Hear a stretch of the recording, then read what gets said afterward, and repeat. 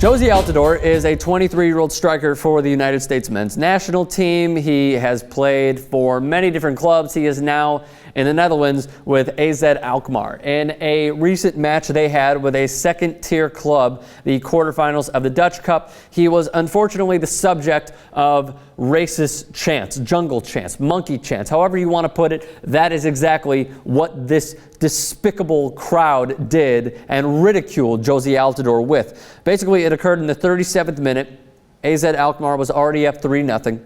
And Altidore was taken down in the box. The player who took him down was awarded a red card. Altidore awarded the penalty, and he converted it in the bottom right corner. The monkey chants then were heard at an incredibly high volume because possibly the frustration. I'm not justifying it at all. I think it's absolutely ridiculous what this crowd did. But then they got louder and louder.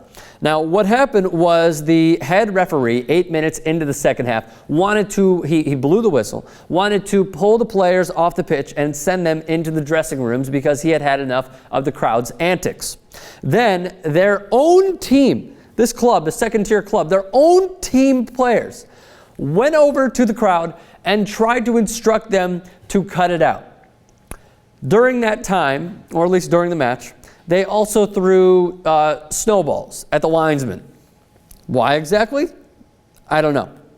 2 players in all were ejected for the club. They continued on with the support of all players, including the AZ Alkmaar players, and even Jozy Altidore. He wanted to continue playing through this. Kid's got heart, man. 20 goals now for Jozy Altidore. That is a career best. And he was quoted as saying after the match, "It's a bit disappointing that these things still happen in this time that we're in. But what are you going to do? You just hope these people can find a way to improve themselves. You can only pray for them. At the end of the day, it's still alive, racism. All we can do now is try to educate ourselves, the young kids coming up, to be better than that." Then, with a media interview after the match, he was quoted as saying, well, firstly, the reporter asked him, "Do you get emotional about all this?" And he said, "I feel like I have an obligation to the club, to the family as well. I was raised better than that to respond to such ridiculous behavior." What a guy, man. Not only that he wanted to continue on with the match, but he didn't make this gesture at the fans. But racism is obviously still alive in soccer, football, footy, however you associate the beautiful game. And this is what has happened in the last 3 years, and I've only compiled a very short list.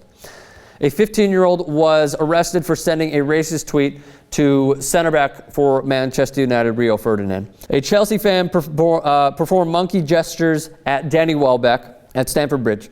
A United fan shouted racist comments to Stoke fans last year. Oguchi Onyewu, while in Belgium in 2009, was called a dirty monkey by an opposing player. Black players on the England national team were subject to racist chants and monkey chants repeatedly in Serbia by their fans. John Terry was suspended 4 matches for calling Anton Ferdinand, basically giving him racist comments. I believe he called him a dirty black cunt, to be exact.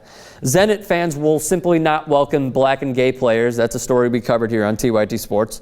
Suarez with Patrice Evra, Balotelli and Inter. Lazio fans toward Jermaine Defoe and Aaron Lennon and Townsend. West Ham fans chanting anti-Semitic things to Spurs fans. The list goes on and on and on.